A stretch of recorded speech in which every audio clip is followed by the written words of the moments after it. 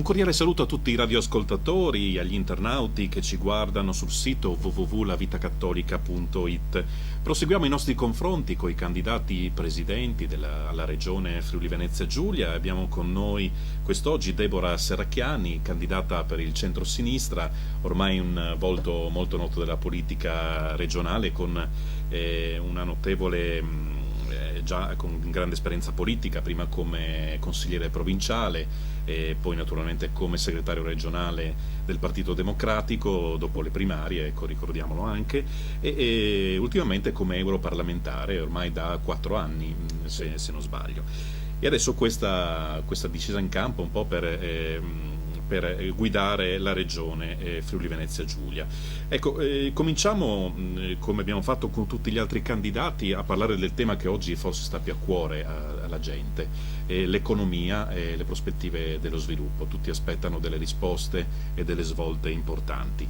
E il Partito Democratico e i suoi alleati che cosa propongono per superare questa situazione di crisi? Beh, innanzitutto buonasera, grazie dell'introduzione estremamente precisa. Ma allora, innanzitutto noi abbiamo messo il lavoro prima di tutto come principio programmatico fondamentale, un lavoro che quindi trascini anche l'economia evidentemente, perché se vogliamo tornare a crescere dobbiamo creare posti di lavoro. E quindi in questo senso abbiamo idee chiare su quelle che sono innanzitutto le responsabilità dell'amministrazione regionale, che deve immediatamente intervenire nel minor tempo possibile su quella che è una tassazione indiretta che grava sulle nostre imprese e ancora di più sulle nostre piccole e piccolissime imprese, e che è il peso della macchina amministrativa, il peso della burocrazia. Semplificare significa fare meglio le leggi, significa eliminare quella selva di provvedimenti che spesso complicano la vita dei nostri imprenditori, che chiedono soltanto di essere messi in condizione di lavorare. Quindi una forte sburocratizzazione, semplificazione, anche con degli esempi molto semplici che vengono da esperienze europee e anche italiane di altre regioni: lo sportello unico per le attività produttive, per evitare le file e far sì che quando si debba presentare una pratica ci sia quantomeno la possibilità di avere un unico interlocutore, uno sportello unico per il cittadino e un'aggressione vera e propria dei singoli processi amministrativi. Questo lavoro si può fare solo oliando la macchina amministrativa e naturalmente chiedendo la collaborazione dei dipendenti e cercando all'interno della macchina regionale le competenze che ci sono. Questa come primissima attività che deve essere avviata da subito. Poi naturalmente ci vogliono delle idee per quanto riguarda le strategie. Abbiamo capito che le imprese che stanno insieme resistono meglio alla crisi, e quindi favorire le aggregazioni, favorire le reti di impresa, incentivare l'innovazione, aiutare le imprese a penetrare nei mercati internazionali e naturalmente dare alle imprese quelle opportunità che possono essere offerte da un sistema di incentivi non a pioggia ma mirato, con delle regole certe che magari aiutino le assunzioni e le stabilizzazioni, utilizzando magari particolari categorie di contratti e non tutti, e naturalmente scegliendo anche quali sono le priorità. Noi abbiamo adesso un problema sicuramente di un mercato del lavoro fermo, che non riguarda più soltanto alcune categorie come i giovani, ed è gravissima la situazione, o le donne, ma che ormai riguarda anche quel mercato del lavoro fatto di quelle persone che a 45, 50, 55 anni perdono il lavoro e che è molto più difficile ricollocare. Quindi ci vogliono delle politiche attive del lavoro mirate, un inserimento lavorativo ad hoc per ciascuna di queste categorie. Naturalmente significa rivedere e rinforzare i centri per l'impiego. Dopo magari quando parleremo di riforma istituzionale toccherò di nuovo il tema dei centri per l'impiego. Significa avere delle regole certe che non cambiano nel corso dell'anno, complicando la vita ai nostri imprenditori e lavoratori. Significa anche naturalmente avere cognizione del fatto che bisogna andarsi a prendere le risorse dove sono presenti, in particolare i finanziamenti europei, e utilizzarli ad esempio su alcune proposte concrete. Ne dico una solo per non prendere troppo tempo, che è quella che prevede la cosiddetta garanzia giovani per quei ragazzi al di sotto dei 25 anni ai quali l'Europa, attraverso dei fondi specifici, prevede che entro 4 mesi venga garantita l'offerta di lavoro, oppure uno stage, oppure un corso di formazione. Se questo lo facesse la Regione Friuli Venezia Giulia sarebbe un laboratorio importante, risponderebbe ai criteri europei, sarebbe un aiuto immediato ai giovani under 25 e naturalmente sarebbe anche l'uso migliore per utilizzare i fondi europei che altrimenti rischiamo di utilizzare solo nella cassa integrazione. Mi pare di cogliere anche un accento abbastanza diverso nei confronti di alcuni suoi competitori che per esempio puntano molto sull'aspetto fiscale, dicono che si può ottenere una fiscalità di vantaggio per ad esempio fare un po' di concorrenza su questo tema con la Croazia e la Slovenia. Ma guardi, noi abbiamo un problema di attrattività del nostro territorio. Io più che di fiscalità di vantaggio ricorderei a tutti noi che noi abbiamo l'autonomia fiscale, siamo una regione a statuto speciale. Avere autonomia fiscale significa avere la possibilità di utilizzare la leva fiscale modulandola a seconda delle esigenze territoriali. Faccio un esempio per tutti, l'IRAP, che è sicuramente una tassazione che possiamo modulare a livello regionale e che invece di abbattere a tutti o a nessuno potremmo decidere di abbattere solo alle grandi imprese che fanno lavoro, perché è una tassa che viene pagata sul numero dei lavoratori, dei dipendenti, quindi naturalmente grava di più sulle imprese che non hanno terziarizzazione ma che lavorano molto con i propri dipendenti. Si potrebbe decidere di abbatterla solo alle imprese che pagano le tasse in Friuli Venezia Giulia e si potrebbe soprattutto accompagnare questa leva fiscale con altre scelte, ad esempio seppure in misura minore il Friuli Venezia Giulia potrebbe decidere di detassare il lavoro degli under 30, naturalmente in misura molto inferiore, incidendo molto di meno che se lo facessimo a livello nazionale, però potrebbe essere naturalmente un'indicazione. Quindi più che di fiscalità di vantaggio io parlo di fare quello che non siamo riusciti a fare finora in modo convincente e che del resto ci diceva anche il Presidente Gallo quando abbiamo festeggiato i 50 anni della specialità regionale del nostro statuto in Consiglio regionale. Usate di più l'autonomia fiscale perché finora non l'avete fatto abbastanza. Quindi la fiscalità di vantaggio è un'altra cosa, posto che l'Europa non la guarda neppure con grande favore. Piuttosto io direi che dovremmo fare quello che fanno altre regioni con noi confinanti, penso ad esempio alla Carinzia, andare a discutere in Europa tra le maglie per ottenere delle deroghe per i cosiddetti aiuti di Stato, che per esempio in Carinzia significa in questo momento aiutare le imprese forestali. Questo mi sembra più intelligente. Accanto al rilancio dell'economia e del lavoro molto importante è il ruolo del welfare. Si parla di reddito di cittadinanza, ci sono diverse proposte. Il centro-sinistra per la verità il reddito di cittadinanza l'aveva già fatto con la giunta Ili, era stato in vigore più o meno un anno e mezzo, con risultati anche abbastanza positivi perché era andato un po' a colpire diciamo, le aree veramente in cui c'era bisogno. Ecco, pensate di riproporlo eventualmente con quali risorse? Ma intanto dobbiamo prendere atto del fatto che è una crisi questa che stiamo affrontando strutturale, che è una crisi che dura da tanto tempo e che una regione diversa è quella regione che non lascia nessuno indietro.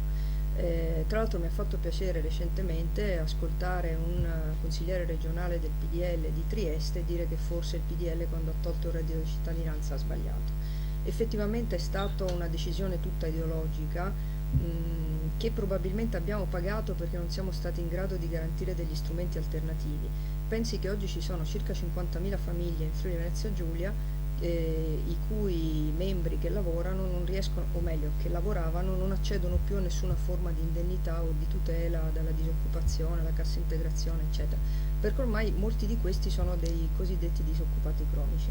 Allora noi non possiamo pensare che a queste famiglie non pensi nessuno. E quindi abbiamo immaginato di muoverci come sta facendo del resto il Parlamento europeo, come stava per fare anche il governo Monti che iniziava appunto a parlarne, con nomi anche diversi, parzialmente diverse sono anche le misure, ma l'idea è sempre la stessa. In alcuni casi si chiama salario minimo garantito, noi abbiamo lasciato la terminologia reddito di cittadinanza, ma insomma siamo convinti che bisogna trovare le risorse per garantire anche questo tipo di intervento. Le risorse non è che non ci siano, perché ovviamente bisogna trovare la copertura finanziaria. Noi non abbiamo aggredito abbastanza le spese correnti. Risparmiando lì potremmo garantire per esempio un fondo per il reddito di cittadinanza.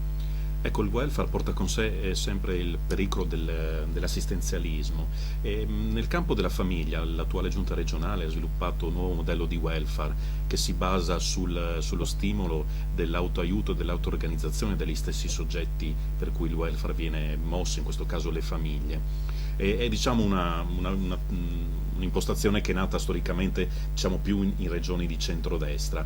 Ecco, voi continuerete su questa strada o la considerate negativamente? Ma guardi, non parlerei di assistenzialismo perché ad esempio nell'idea di reddito di cittadinanza di cui le parlavo è previsto espressamente che non si possano rifiutare proposte di lavoro durante la percezione di questo strumento indennitario. Per cui nessuna idea assistenzialista, ma un'idea di un intervento di emergenza evidentemente temporaneo per le situazioni di grave difficoltà. Questo significa però anche che dobbiamo renderci conto che in questa regione, che è fatta di persone oneste, lavoratrici, che hanno messo da parte i soldi per costruirsi la casa, che hanno diciamo anche sulle loro spalle una storia di riuscire a fare le cose da soli anche con un grande orgoglio, ha fatto sì che per troppo tempo abbiamo come dire, ritenuto di delegare alla famiglia tutti quei mancati interventi che la politica non riusciva a fare. Famiglie che sono state in piedi utilizzando i risparmi che magari avevano messo da parte da una vita e magari rinunciando all'assistenza per le persone anziane pubblica perché non riescono a sostenere magari il costo delle rette e quindi tornano ad avere i loro parenti, le loro persone anziane in famiglia. Io credo che adesso bisogna fare i conti, come dicevo, con una crisi lunga. Questo significa che bisogna fare degli interventi ad hoc che vengano strutturati sulla famiglia, ma nel senso di garantire degli interventi che permettano alle famiglie di far fronte alle emergenze e anche alle situazioni più gravi. Le faccio l'esempio pratico. Credo che in questa regione si debba necessariamente tener conto della situazione demografica, che deve preoccuparci da adesso, non può preoccuparci fra 15 anni, sarebbe già troppo tardi. In questo momento non nascono bambini, abbiamo un tasso di natalità bassissimo, abbiamo un tasso di invecchiamento molto alto, un tasso di mortalità molto alto, determinato evidentemente dall'invecchiamento.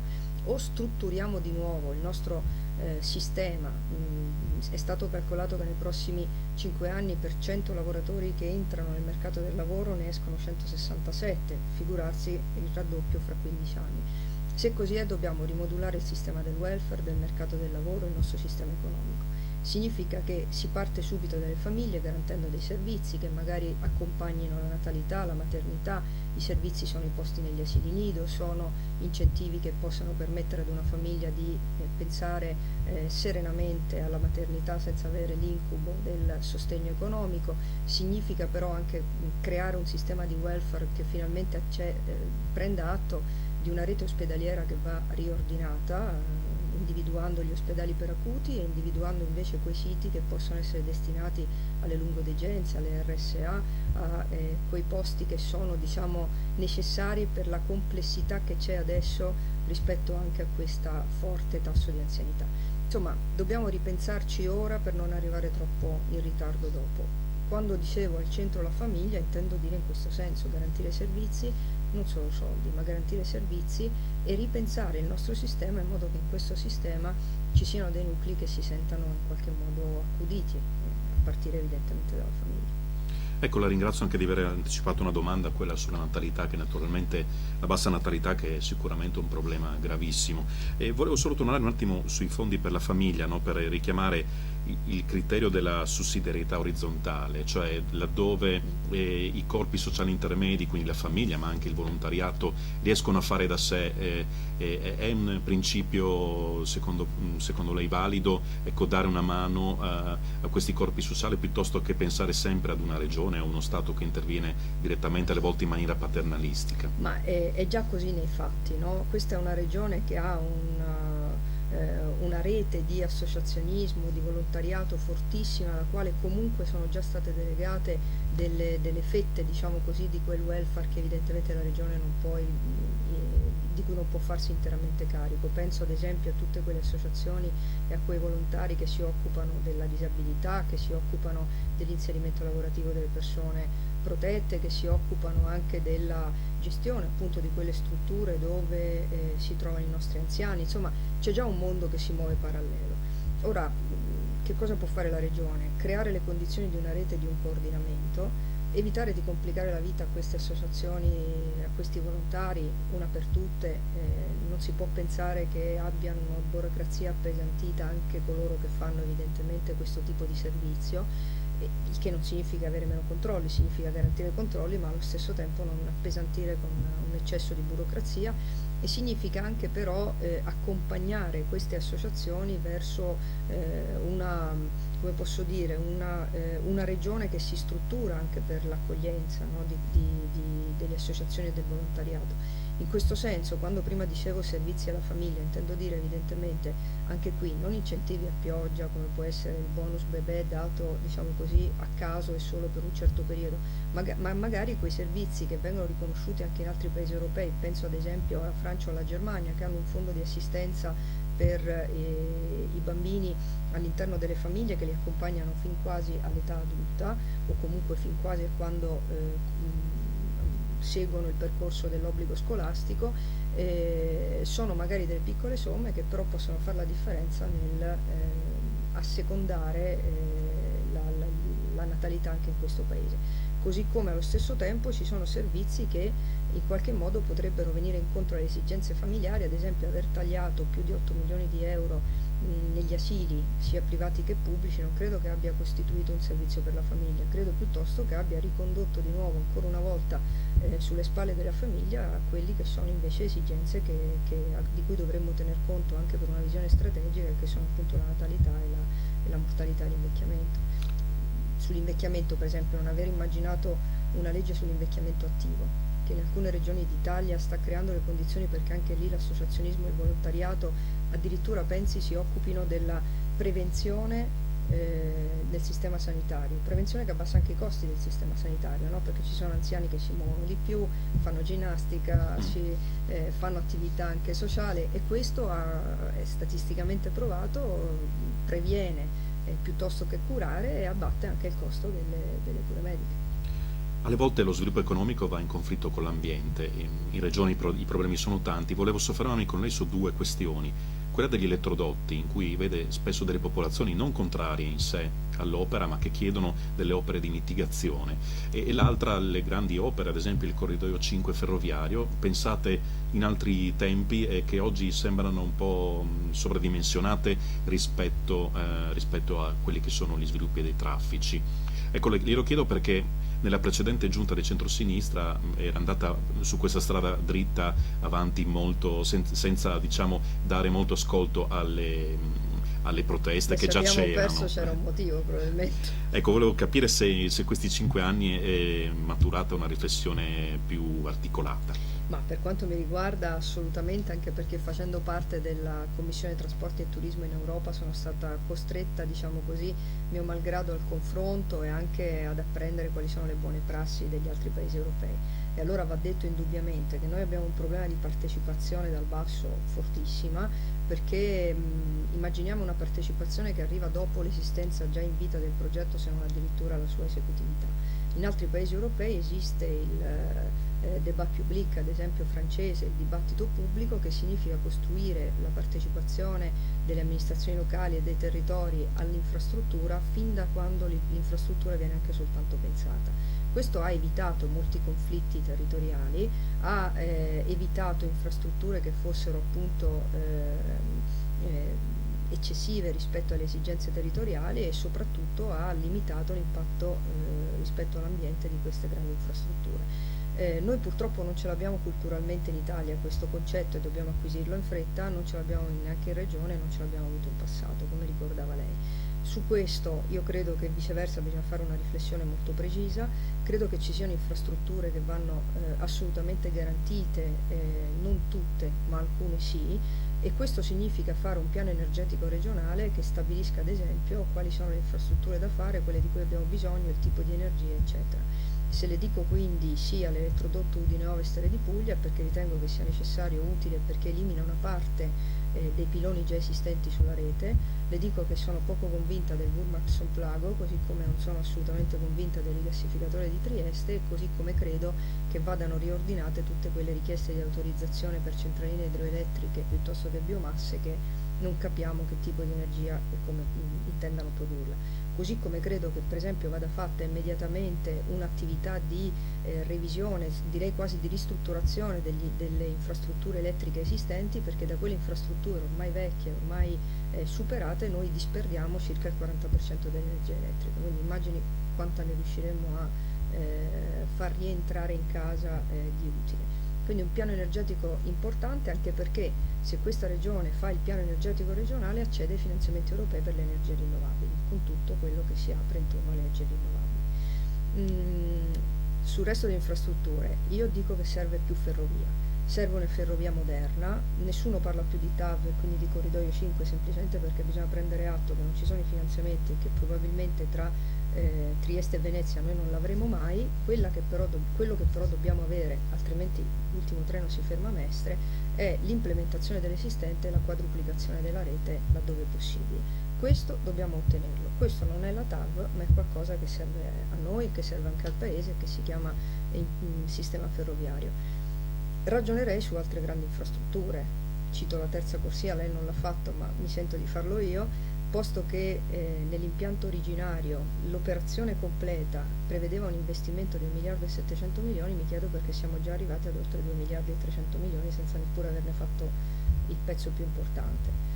Ho l'impressione che anche questo progetto sia tarato forse su una quarta corsia piuttosto che su una terza corsia e che quindi forse vada fatta una riflessione anche sulla strategicità dell'opera, che assolutamente non discuto ma che anzi, insisto, va fatta non soltanto con i soldi dei friulani e quindi non soltanto gravando sul bilancio regionale, ma andando a prendere i soldi a Roma e andando a prenderli a Bruxelles e rivedendo però il progetto, spacchettando i lotti, facendo degli appalti più piccoli, dando lavoro alle nostre imprese, ma garantendo anche un impatto ambientale meno violento.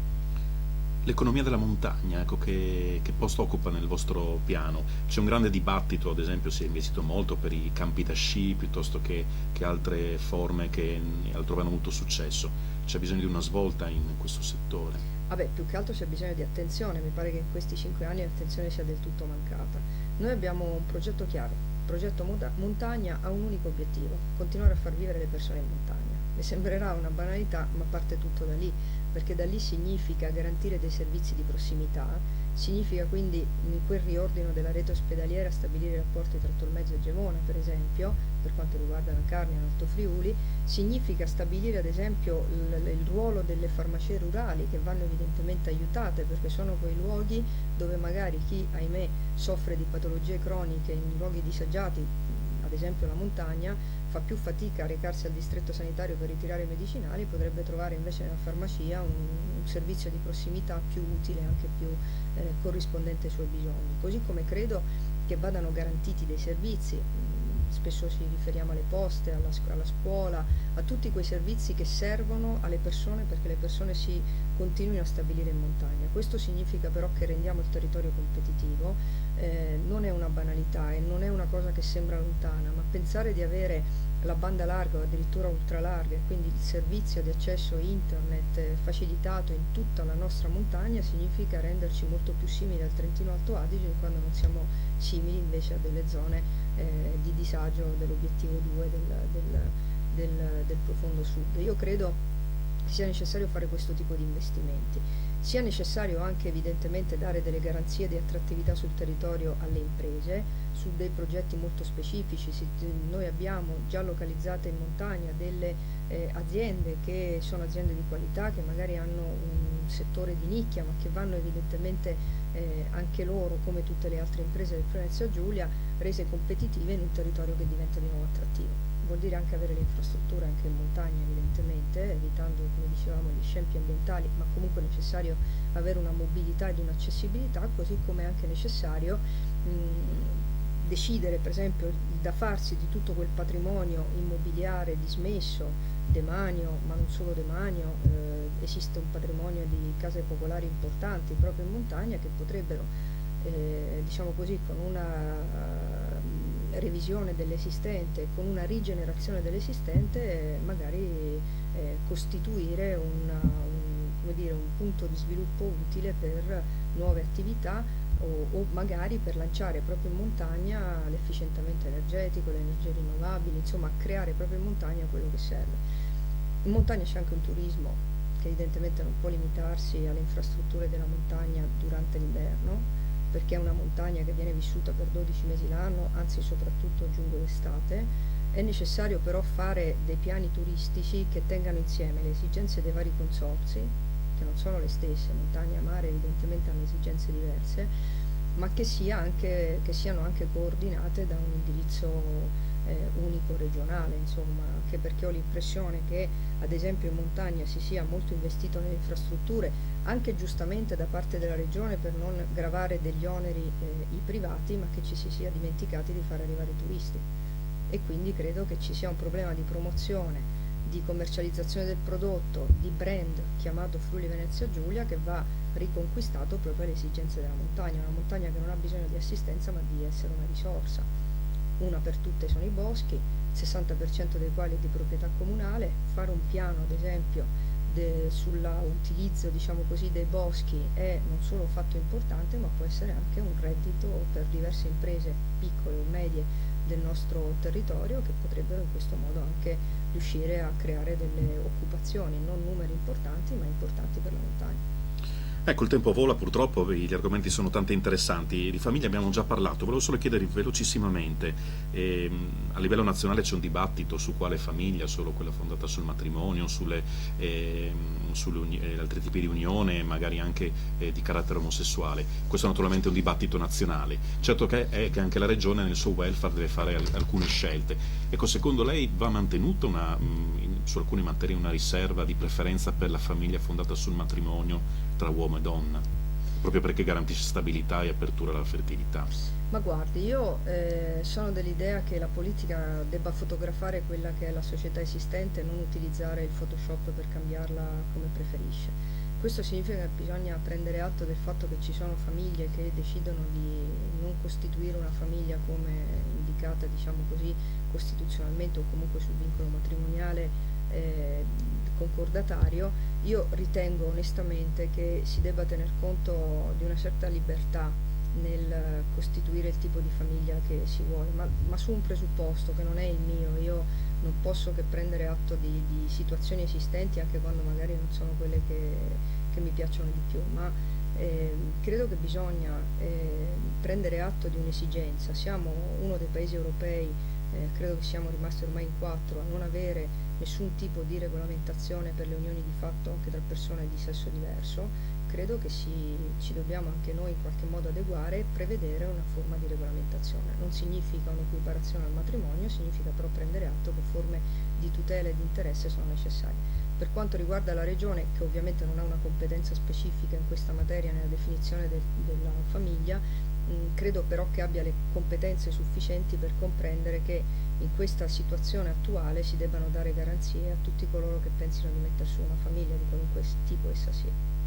Ecco, di sanità lei ha già fatto un inquadramento parlando di welfare, però i cittadini si pongono alcune domande anche molto, molto concrete. Gliene voglio rilanciare per esempio una che viene dall'area più marginale, quella della montagna. Ad esempio i sindaci del bacino dell'AS numero 3 dell'Alto Friuli si chiedono se nel futuro l'ospedale di Rete di Tolmezzo continuerà ad avere una sua autonomia, che è importante anche perché gestisce poi l'azienda sanitaria anche l'assistenza sul territorio, oppure appunto si andrà verso una centralizzazione nei grandi ospedali anche delle decisioni, e poi anche sul rapporto tra il pubblico e il privato. Si è discusso tanto in Carni ad esempio di nuove iniziative per la risonanza magnetica, mentre l'ospedale chiede ad esempio di sfruttare meglio e di avere nuovi strumenti di carattere pubblico. Ma allora io, come dicevo prima, credo che nel riordino della rete ospedaliera si debba in alcuni casi creare le condizioni dei cosiddetti ospedali per acuti e in altri riconvertire degli ospedali. Questo significa che in una zona come quella della montagna, in particolare per quanto riguarda Tolmezzo, credo che vada garantito un presidio territoriale importante, un ospedale quindi che sappia agire in quello che è il mondo appunto degli acuti, che quindi contenga in sé quello che serve dall'emergenza fino evidentemente alle diverse specializzazioni. Questo vuol dire però che creiamo le condizioni perché altri siti diventino quindi qualcosa di altro e di diverso, di natura complementare. Per quanto riguarda il pubblico e il privato, il pubblico arriva fino ad un certo punto, da quel punto in poi credo che si possa dare spazio ai privati, si deve creare una rete di coordinamento, tenendo conto anche del fatto che spesso questo significa agire sulle tariffe, anche rivedere il sistema in senso diciamo favorevole al cittadino, cioè a parità di servizi spesso abbassare la tariffa significa poter avere più soldi per investirli poi sul territorio, tenuto conto, e qui faccio un esempio, che per esempio in questa regione noi pagavamo un intervento come quello della cataratta 2050 euro. Ora, anche perché ci sono degli istituti privati che lo fanno, ma non solo, perché non è solo una questione di sanità privata, questo intervento, proprio perché c'è una concorrenza, un'offerta diversa, costa 1.200 euro, con conseguente revisione della tariffa regionale, seppur in ritardo di 6 mesi. Allora, se non facciamo un'operazione a 360 gradi che investa anche queste spese e che riveda quindi tutto il sistema, a partire dalla necessità ad esempio di un centro unico per gli acquisti e la logistica, e piuttosto di una diciamo scelta di campo che questa regione ha fatto da tempo ma che un po' ha smesso di seguire, cioè deospedalizzare, cioè togliere i malati dall'ospedale e implementare invece la sanità territoriale, quindi la possibilità che si stia meno possibile in ospedale, anche per interventi che evidentemente si possono ridurre nel tempo e nella complessità. Io credo che questo sia anche il futuro della sanità, come è avvenuto in altre regioni, insomma, dove sono state riordinate le reti ospedaliere, sono state fatte delle economie di scala, si garantiscono dei servizi estremamente efficienti, ma allo stesso tempo si tiene conto delle particolarità di alcuni territori montani piuttosto che di altro disagio, però sempre avendo al centro la persona, insomma, e quindi la necessità di rivedere il sistema anche per tenerlo in piedi.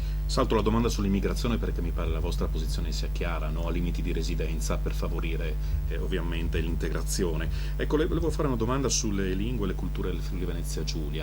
La regione naturalmente spende per il friulano lo 0,20% del suo bilancio. Sono troppi, sono pochi, sono uno spreco? Allora, noi siamo speciali anche perché abbiamo nelle corde, nel nostro DNA, il plurilinguismo, no? Che significa friulano, significa sloveno, significa tedesco. Allora, io credo che dobbiamo non solo mantenerla, ma farla diventare una ricchezza vera. Significa che abbiamo una legge, la 482, che va evidentemente, alla quale va garantito il finanziamento.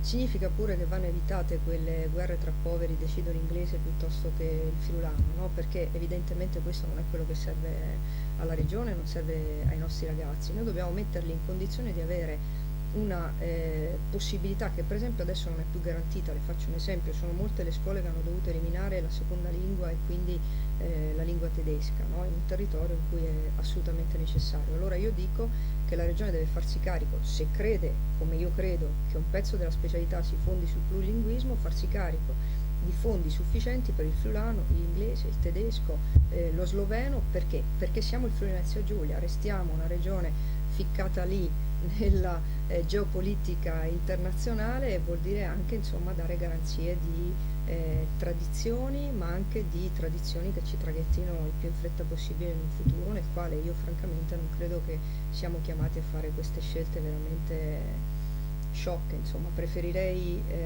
riordinare le spese che ho visto fatte nell'ultima finanziaria piuttosto che decidere se dare fondi oppure no al friulano. Ecco, alcuni diciamo, dei suoi detrattori, prendendo origini delle sue diciamo, radici che non sono friulane, e anche da alcune così, dichiarazioni che sono circolate anche un po' su internet, hanno messo in dubbio un po' questo suo impegno per la lingua friulana. Ma ecco. perché, scusi, lei fa riferimento sicuramente a un video, Sì. quando i video vengono presi solo a pezzi se ne dà l'interpretazione che si vuole. Io dicevo esattamente questo, che se mettiamo a confronto la lingua inglese con la lingua friulana è evidente che verrà sempre qualcuno a dirci guarda che è più utile l'inglese piuttosto che il friulano, ma noi non dobbiamo creare queste condizioni, dobbiamo creare le condizioni perché questo territorio sia ricco. Perché? Perché manteniamo la possibilità di parlare la lingua madre, ma allo stesso tempo garantiamo anche più lingue possibili. Perché? Perché i nostri giovani devono essere dei giovani competitivi, e ormai la competizione non è più soltanto con il vicino austriaco, è una competizione che ormai è globale. Se vogliamo metterli in condizione di dire qualcosa al mondo, devono farlo in più lingue possibili. Una domanda flash prima di passare all'aspetto istituzionale con cui concludiamo. Il 40% circa delle scuole materne nell'offerta regionale, soprattutto in Friuli, riguarda delle scuole non di proprietà pubblica, ma che svolgono un ruolo pubblico, ma sono di altra estrazione, gran parte cattoliche. Ecco, secondo lei sono un valore da sviluppare, da difendere?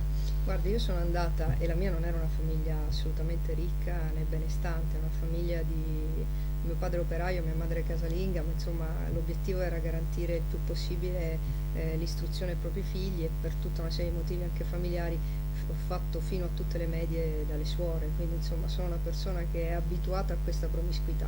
che secondo me, ripeto, non va messa in condizione di una lotta o questo o quello. Io credo che ci siano dei temi che sono assolutamente pubblici, la sanità, l'istruzione, eccetera, ma che in questo meccanismo nel quale dobbiamo mettere tutti in condizione di accedere a questi servizi universali ci siano spazi anche per condizioni evidentemente di complementarietà, che viene dato anche dalle scuole evidentemente non tutte.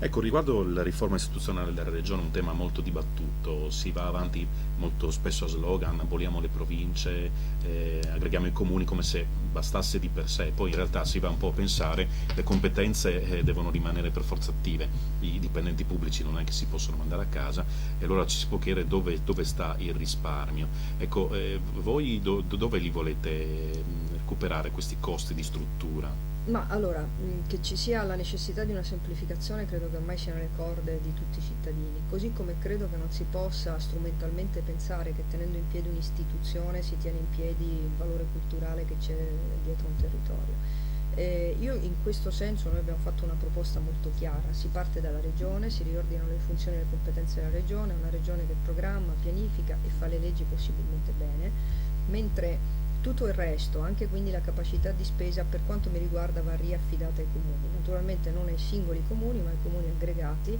che mettano insieme le funzioni, le competenze e i servizi, questo anche in un'economia di scala e anche in una semplificazione. Parlo del superamento quindi delle province non perché si sono comportate male o perché penso che questo sia una riduzione dei costi, probabilmente all'inizio non sarà neanche così, ma perché nel tempo hanno ricevuto delle funzioni semplicemente di risulta dalla regione oppure dal comune. Le faccio l'esempio, prima le citavo i centri per l'impiego.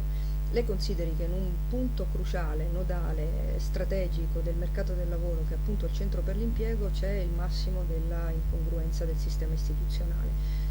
L'indirizzo sulle politiche attive del lavoro, sulle politiche del lavoro in genere lo dà la regione che ci mette anche i soldi, il braccio operativo è il centro per l'impiego che è in mano alla provincia, che ne spesso neanche si parlano, che quindi creano anche delle discriminazioni a livello territoriale. Allora io credo lì per esempio le risorse della provincia spesso sono poche o sono insufficienti, lei pensi che presso i centri per l'impiego in questo momento, nonostante tutti i dipendenti pubblici che abbiamo, stiamo utilizzando dei ragazzi provenienti da agenzie interinali che abbiamo formato e ai quali tra un po' scade il contratto e probabilmente li manderemo anche a casa. Per cui è chiaro che così non può funzionare. In quella riforma istituzionale le competenze che sono della provincia, arrivate alla provincia, competenze anche importanti, vengono riattribuite alla regione oppure ai comuni e se possibile in una forma di aggregazione.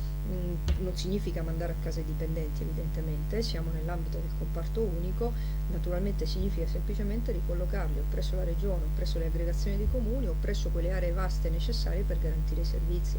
Se non andiamo in quella direzione io credo che ci complicheremo la vita, insomma, e naturalmente tutto questo nel rispetto della nostra territorialità, di quelli che erano storicamente i nostri mandamenti e di quelle che sono le nostre radici e tradizioni. I friulani che hanno memoria lunga ricordano però che quando si è diviso il territorio friulano è sempre stato diciamo, l'anticamera per un indebolimento del Friuli. L'ultimo caso fu la creazione della provincia di Pordenone che appunto 68 sì, che praticamente coincise con diciamo, l'ammainamento del progetto di Udine capitale della regione e il passaggio a Trieste. Ecco, non crede forse nel suo disegno manchi l'idea di un'espressione anche istituzionale del Friuli unito come realtà? Ma guardi, ci sono varie proposte in questo senso, ci sono per esempio i consiglieri provinciali che hanno ipotizzato il Parlamento del Friuli, no? Che sarebbe fatto dall'assemblea dei sindaci del Friuli. Onestamente può essere anche questo un indirizzo istituzionale nuovo al quale affidare per esempio alcuni grandi temi, pensi allo smaltimento dei rifiuti piuttosto che alla gestione delle acque. Insomma, io credo che ci siano spazi per creare le condizioni di un'aggregazione che venga fatta dagli stessi sindaci, insomma. Questo però significa che superiamo l'istituzione come l'abbiamo immaginata finora, no? Ma torniamo alla territorialità, il sindaco evidentemente assume una responsabilità anche di area vasta, chissà che questo per esempio non ci aiuti su una materia così delicata come l'urbanistica ad evitare che che per 10 comuni ci siano 10 zone artigianali, 10 zone industriali, ci siano 10 centri commerciali, ma che magari mettendosi insieme in questa area vasta, diciamo così, decidano anche al meglio dell'uso del nostro territorio o del non uso del nostro territorio, che è una proposta che abbiamo fatto, del riordino e della rigenerazione dell'esistente e anche evidentemente di un rafforzamento in questo senso del Friuli, che rischia più attacchi concentrici. Il problema non è più tanto con i rapporti con Trieste, che in qualche modo mi pare che siamo riusciti o che comunque siamo in grado di evidentemente migliorare e anche rendere complementari, ma pensiamo anche a tutto quello che sta succedendo rispetto alla mancanza di centralità del Friuli Venezia Giulia rispetto per esempio al Veneto. Le poste, le direzioni delle poste sono ormai in Veneto, le direzioni scolastiche sono in Veneto, le ferrovie sono ormai in Veneto. Stiamo perdendo quella capacità che aveva il Friuli e più in generale il Friuli Venezia Giulia di essere punto di riferimento seppure ai margini dell'impero del nostro paese, e invece stiamo regalando le chiavi al Veneto. Grazie Deborah Serracchiani per questo lungo dialogo, per il tempo che ha trovato così in questa campagna elettorale abbastanza, diciamo, vorticosa. Un grazie e un in bocca al lupo naturalmente per la campagna elettorale, e ai nostri ascoltatori diamo l'appuntamento alla prossima intervista. Grazie a voi.